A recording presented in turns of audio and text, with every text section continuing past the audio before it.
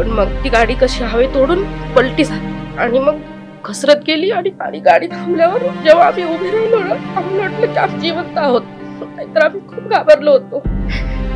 त्याला मी सांगत होतो की भैया अरे आवाज कुछ तो आ रहा करके, एवढं बोलत तर त्यांनी गाडी ठोकली. आता त्यांना मुक्का मार लागलाय म्हणजे ते घरीच असणार ना, मग आमचा खर्च वगैरे आम्हाला अशी काही आर्थिक मदत नाही मिळाली. कमीत कमी 20 टाके पडलेले डोक्याला, खूप लागले डोळ्यापर्यंत.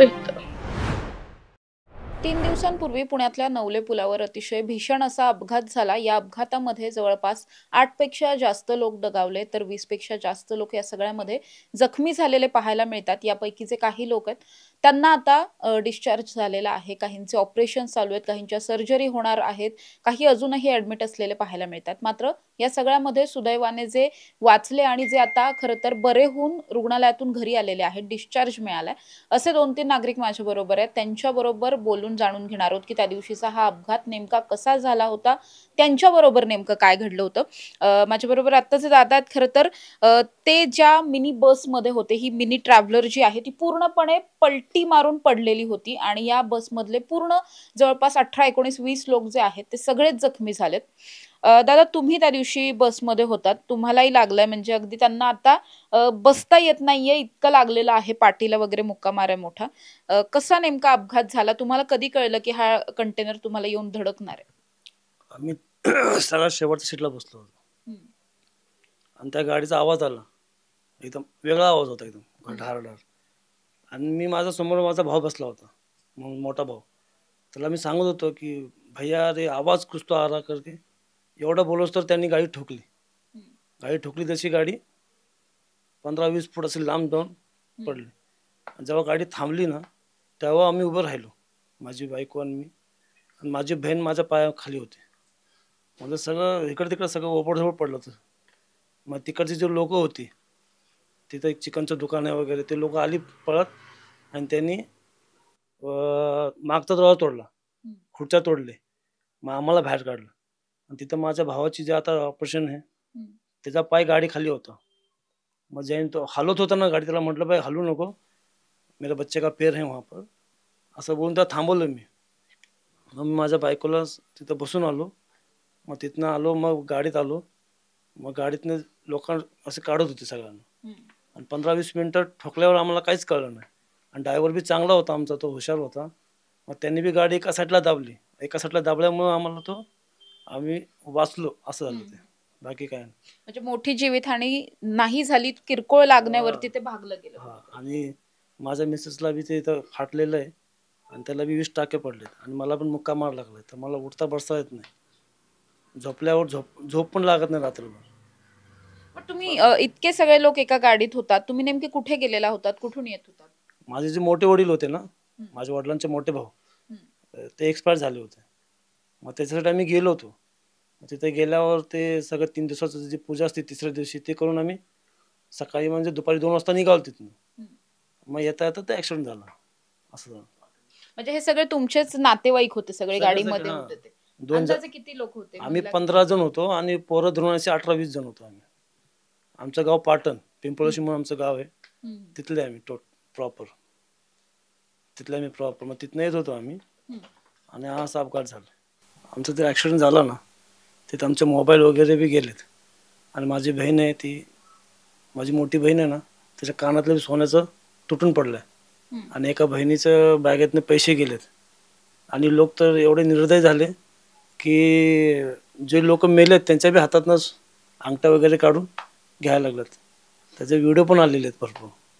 त्यामुळे शासनाने त्यासाठी काहीतरी करायला पाहिजे, पोलिसांनी, अशी आमची विनंती आहे. काय वाटतं, असं वाटतं का की खरंच तिथे जर तुम्हाला लवकर मदत मिळाली असती तर या सगळ्यामध्ये तुम्ही आणखीन कमी जखमी झाला असतात किंवा पटपट तुम्हाला रुग्णालयात हलवता आलं? हा, मदत मिळाली असती तर आम्ही लवकर आलो असतो ना, आणि सगळे एका ठिकाणी गेलो असतो. तिथं आमचा ऍक्सिडेंट झालाय, लोक व्हिडिओ काढत बसलेत. फक्त ते तिथे चिकनवाले होते 2-4, त्या लोकांनी आम्हाला मागचा दरवाजा तोडून काढले बाहेर. नाहीतर 90 नाही 95% लोक फक्त व्हिडिओ काढत होते आणि मदतीला कोणी नाही आलं. फक्त ते 3-4 लोक होती तिथं, चिकनवाले आणि त्यांच्या शेजारचे ते असे, त्या लोकांनी आम्हाला बाहेर काढले तिथं.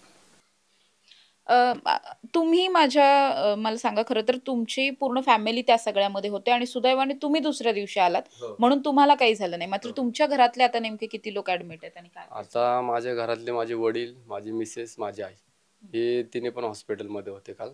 आता त्यांना संध्याकाळी डिस्चार्ज भेटलेला आहे. तर आता त्यांना घरी घेऊन आले. तर वडिलांना 4 टाके पडलेत, हाताला 2 टाके पडलेत आणि आई आणि मिसेस त्यांना दोघींना जास्त जखमा झालेल्या आहेत. त्यामुळे त्याने पण आता जरा ठीक आहेत, पण त्यांना घरी घेऊन आलोय आम्ही आता फिलहाल तर. मग ते या सगळ्यामध्ये खरं तर कुठे त्यांना ऍडमिट केलेलं होतं आणि खर्च कसं काय, म्हणजे तुम्हाला मिळणार होती आता काही आर्थिक मदत मिळणार होती ती मिळाली? आर्थिक मदत तर भेटणार होती, पण आतापर्यंत काय भेटली नाही मदत ती. पहिले तर जिथं ऍक्सिडेंट झाला तिथं नवलेमध्ये आम्ही बिल पेड केलं तिथं 1 दिवस. मग तिकडून इकडं रुपीनगर निगडीला शिफ्ट केलं. तर मोरे हॉस्पिटलला सगळे ऍडमिट होते. बाकीचे 3 जण आहेत ते मोशीला ऍडमिट आहेत आणि 1 जण आहे ते DY पाटील आहे. छोटी मुलगी आहे ना ती DY पाटील आहे.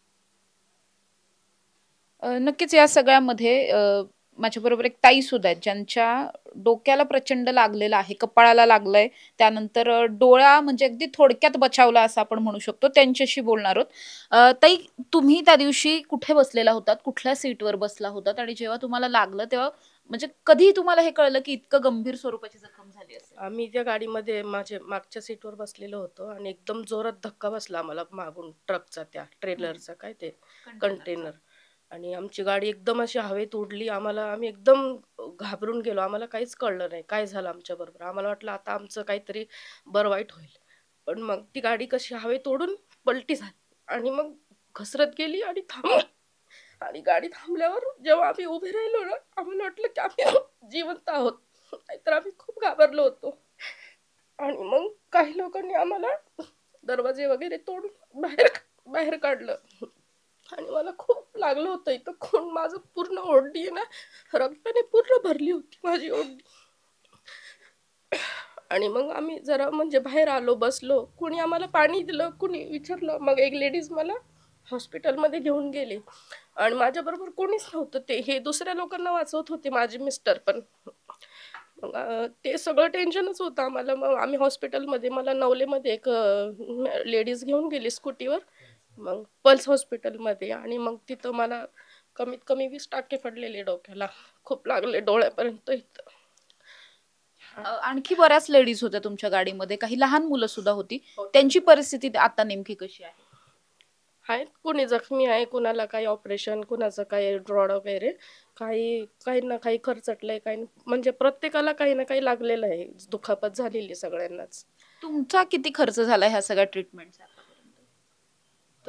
तसं तर बराच खर्च झालाय, कारण त्या पल्स हॉस्पिटलमध्ये तिथं लगेच आम्ही बिल भरलं, कारण ते खूप कॉस्टली हॉस्पिटल आहे ना. आमची एवढी परिस्थिती पण नाही जास्त बिल भरायची. मग आम्ही तिथून डिस्चार्ज घेऊन आलो आणि काल YCM मध्ये पण ट्रीटमेंट केली, स्कॅन वगैरे केलं. तिथं पण थोडंफार बिल झालं. आणि आमचे मिस्टर म्हणजे कसं ते रिक्षा चालवतात ना, आणि त्यांच्यावर आमचं घर अवलंबून आहे. आता त्यांना मुक्का मार लागलाय म्हणजे ते घरीच असणार ना. मग आमचा खर्च वगैरे, आम्हाला अशी काही आर्थिक मदत नाही मिळाली. म्हणजे सरकारने जी मदत जाहीर केली होती जखमींसाठी ती सुद्धा मिळालेली नाही? नाही, काहीच नाही मिळाले. फक्त फोन येतात, विचारतात, पण असं काही मदत नाही मिळालेली. सुदैवानं म्हणावं लागेल खरं तर या मिनी ट्रॅव्हलर्स मधलं कुणीही दगावलेलं नाहीये, मात्र सगळेच खूप जास्त जखमी आहेत. अनेकांच्या सर्जरी, ट्रीटमेंट वगैरे सुद्धा चालू आहेत. काही अगदी मोजके लोक आहेत ज्यांना आतापर्यंत डिस्चार्ज मिळालाय. मात्र हे जे नवले पुलावरचे अपघात आहेत हे इतक्या वर्षांपासून होतात, मात्र यावरती कुठलीही ठोस उपाययोजना केली जात नाही. माझ्या बरोबर जखमींचे नातेवाईक आहेत. काय सांगाल, तुम्ही नेहमी ऐकत असाल की नवले पुलावरती अपघात झाले, म्हणजे जरी तुम्ही पिंपरी चिंचवड परिसरात राहिला असाल तरी नवले पुलावरचे अपघात हे आता सर्वश्रुत झालेत, महाराष्ट्राला कळलेले आहेत. काय नेमक्या उपाययोजना कराव्यात सरकारने असं वाटतं? आता आमचा बघा, आम्ही राहिलं तर पिंपरी चिंचवडला आहे, पण आमचं गाव आहे मिरज, सांगलीच्या पुढे येते. तर तो आमचा नेहमीचा रस्ता आहे. तर आम्हीच नाही, सगळे आमचे जे पण येणारे नातेवाईक आहे ते सगळे त्याच रोडने येतात. आणि आम्ही नेहमी ऐकत असतो नवले ब्रिज सगळ्यात खतरनाक. पुण्यामध्ये काय, अख्ख्या काल तर न्यूजमध्ये मी वाचलं, अख्ख्या हिंदुस्थानमध्ये नवले ब्रिज फेमस आहे ॲक्सिडेंटमध्ये. तर पण जे आतापर्यंत आम्ही फक्त ऐकत होतो, पण आपण कसं दुसरंच फक्त पेपरमध्ये वाचतो, ऐकतो. पण जेव्हा स्वतःवर येतं तेव्हा कळतं की आज आमचे जे नातेवाईक येत होते, 18-20 नातेवाईक होते, ते आमचे सगळे घरातले होते. आणि आम्हाला अचानक फोन येतो आहे की बाबा नवले ब्रिजवर ना तुम्ही अचानक या, अर्जंटमध्ये या आणि तुमचे नातेवाईक आहेत आणि 5-10 जणांना घेऊन या तुम्ही. तर आम्ही एकदम घाबरलो. आणि तिकडे गेलो आणि तिकडे जाईपर्यंत आम्हाला काहीच कळत नव्हतं की काय झालंय आणि काय नाही. मग तिकडे गेल्यावर आम्हाला कळालं की असे सगळे ॲक्सिडेंट झालाय आणि ते कंटेनरचा ब्रेक फेल झालाय. आणि हे आत्ताचं नाही, आम्ही नेहमी ऐकतो की तिकडे नेहमी ॲक्सिडेंट होत असतात. आणि नवले ब्रिज आहे ना, एकदम म्हणजे ते एकदम असला डेंजर झालाय की जिथं जायला यायला नाव ऐकायला पण भीती वाटते. आणि त्या ब्रिजवर जर हे पहिल्यांदा नाही, असे आधी पण खूप वेळा ॲक्सिडेंट झालेले आहेत. पण जेव्हा ॲक्सिडेंट होतात फक्त एक 8 दिवस लोक विचारपूस करतात, पोलीस प्रशासन हे करते, सगळ्यांना हे करते. पण त्याच्यानंतर परत ते आहे तसेच असतात. त्याच्यावर काय कारवाई होती का नाही होती, पण त्याच्यावर काय ॲक्शन घ्यायला पाहिजे आणि परत ते ब्रिजवर त्याच्यावर काय आपण व्यवस्था करू शकतो की ज्याच्यामुळे बाबा लोकांचा जीव नाही जाणार, ह्याचा लोकांचा कोण विचार करत नाही आहे. पोलीस लोक सगळे ते आपल्या हिशोबाने कामं करतात. तिकडचे लोक, आता तिकडे आमच्या ओळखीचे पण लोक होते, ते म्हणतात नेहमी इथं ॲक्सिडेंट होतात. आणि जास्त करून जे दिवाळीचा सीझन असतो त्याच्यामध्ये भरपूर गाड्या येत जा असतात. आणि जे ट्रक चालवून त्यांच्या साठी काहीतरी दुसरी व्यवस्था करायला पाहिजे. दुसरे रस्ते जे आपल्या पुण्याच्या बाहेर निघू शकतील, तिथं फक्त 4 व्हीलर असेल, तसा काहीतरी उपाययोजना सरकारने करायला हवी. आणि त्याच्याशिवाय जे आपले लोक आहेत त्यांना पण मध्ये ना पोलिसांना थांबवून काहीतरी नाकाबंदी करून आणि गाडी स्लो कशी करता येईल. आणि त्यांना कसं म्हणजे काही ट्रकवाले पण चुकी करतात, गाडी न्यूट्रलमध्ये घेऊन येतात आणि ते आपलं थोडंसं डिझेल वाचवण्यासाठी ते लोकांच्या जीवाशी खेळतात. तर ते अशा लोकांच्या जीवाशी न खेळे त्याच्यासाठी काय करता येईल त्याचा उपाययोजना जे सरकारने करायला पाहिजे. मुळात या सगळ्यामध्ये महत्वाची गोष्ट अशी की ही सगळे जे लोक आहेत हे सगळे अगदी नातेवाईक आहेत, भावकीमधले सगळे लोक आहेत आणि सगळेच जेमतेम हातावर पोट असणारे लोक आहेत. आणि या सगळ्यांमध्ये आता अनेकांच्या मोठमोठ्या सर्जरीज सुद्धा अजून चालू आहेत. काहींना आता ऑपरेशनसाठी घेतलं हे पण तुम्ही सांगितलं. आर्थिक मदत मात्र अजून मिळाली नाही. नाही, त्या आर्थिक मदत तर अजून मिळालेली नाही आहे. पण ज्यांना वेगळ्या हॉस्पिटलमध्ये नेलं होतं, जसं आता ससूनमध्ये एका मुलीला नेलं होतं आमच्या नातेवाईकाच्या, पण तिथं ट्रीटमेंट त्यांची चांगली भेटली नाही म्हणून तिकडनं ते डी.वाय. पाटीलमध्ये आमच्या पिंपरी चिंचवडमध्ये आम्ही घेऊन आलो. आता तिकडं उपाय त्यांचा चालू आहे उपचार. पण ते तरी करणारं काय, ते पण रोज कमावणार आणि रोज खाणारी लोक आहेत. पण त्याच्या मुलीला इतका मार लागलेला आहे, पार पायाचं त्यांचा हाड दिसतंय, पार पुरा पायाचे त्यांच्या नस बीस पुरे दाबले गेलेले आहेत. आणि दुसरे आमचे नातेवाईक आहे ते मोशी हॉस्पिटलमध्ये जाधववाडीला तिकडे ॲडमिट आहेत. त्यांच्या दोन्ही हातांना रॉड टाकलेले, ऑपरेशन झालं आहे आणि त्यांचं नाक फ्रॅक्चर झालं आहे, त्यांच्या डोक्याला टाके पडलेले आहेत आणि त्यांच्या मिसेसच्या पण हाताला रॉड हे केले आहेत. आणि सुदैवाने त्यांची नातू संघ होती पण तिला थोडंही खरचटलेलं नाही आहे. आणि दुसरे अजून आमचे जे हे नातेवाईक आहेत त्यांच्या आईला वडिलांना थोडा मार लागलेला इकडे. आणि जिथं तिकडे सगळे नातेवाईक आहेत सगळ्यांना काही ना थोडाफार दुखापत झालेली आहे.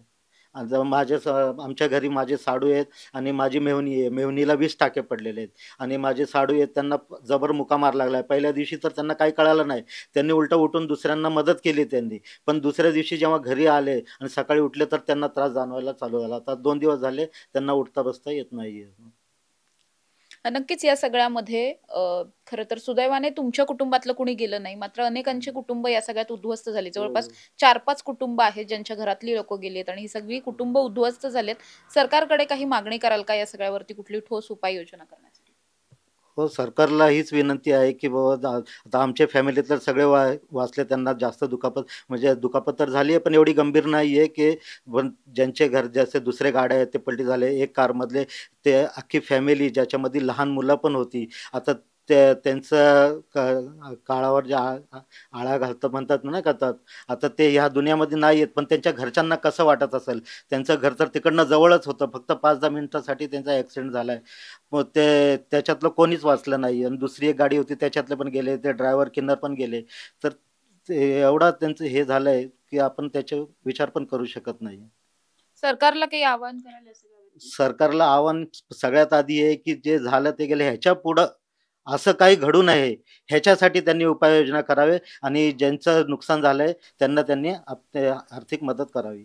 नक्कीच. खरं तर आपण बघतोय या कुटुंबामधले जवळपास 17-18 लोक जे आहेत ते या गाडीमध्ये होते आणि आतापर्यंत 7-8 लोक आहेत ज्यांचा डिस्चार्ज झालेला आहे. मात्र बाकींच्या काहींच्या ट्रीटमेंट चालू आहेत, काहींच्या सर्जरी झाल्यात, काहींच्या सर्जरी होणं बाकी आहे. अनेकांना हाडं तुटलेली आहेत त्यामुळे कुठेतरी प्लास्टर आहेत, कुणाला रॉड टाकलेले आहेत. वेगवेगळ्या स्वरूपाच्या ट्रीटमेंट्स ज्या आहेत त्या सुरू असलेल्या पाहायला मिळतात. मात्र सुदैवाने हे सगळे सुद्धा या सगळ्यातून बचावले. मात्र यांच्यासारखे आणखी अजून लोक आहेत, आणखी अजून जखमी आहेत ज्यांच्यावरती अजूनही ट्रीटमेंट चालू आहेत. नवले पुलाच्या या अपघातामध्ये जवळपास 25 ते 30 लोक हे टोटल जखमी आहेत. त्यामुळे या सगळ्यामध्ये इथून पुढच्या काळात तरी नवले पुलावर अशा पद्धतीच्या मोठमोठे अपघात घडू नयेत यासाठी खरं तर सरकारनं आता उपाययोजना करणं हे मनावर घेणं गरजेचं आहे. करतो असं नेहमीच म्हटलं जातं, मात्र केलं जात नाही. हेच कुठेतरी मनावर घेऊन आता या उपाययोजना होणं, त्याचबरोबर या सगळ्यामध्ये जे मृत व्यक्ती आहेत किंवा जे जखमी आहेत त्यांच्यापर्यंत जी काही आर्थिक मदत तुटपुंजी का होईना पण ती तरी मदत पोहोचणं अतिशय गरजेचं झालंय. त्यामुळे या सगळ्यामध्ये नवले पुलावरचे अपघात रोखण्यासाठी भविष्यात प्रशासन नेमकं काय करतं हे पाहणं महत्त्वाचं असणार आहे. कॅमेरा पर्सन शिवाजी साळुंखेंसह समृद्धी जाधव, टॉप न्यूज मराठी, पुणे. तुमची car, electric panel, data server आगीपासून सुरक्षित आहे का? नाही? मग आजच बसवा F protect temperature activated fire suppression device. यामध्ये आहे eco friendly non toxic pressurised liquid, जे आग लागल्यास क्षणार्धात ऍक्टिव्हेट होऊन आगीवरती मिळवते नियंत्रण. बसवण्यास अतिशय सोपे आणि सुटसुटीत टेकालिपचे एक दर्जेदार उत्पादन एफ प्रोटेक्ट.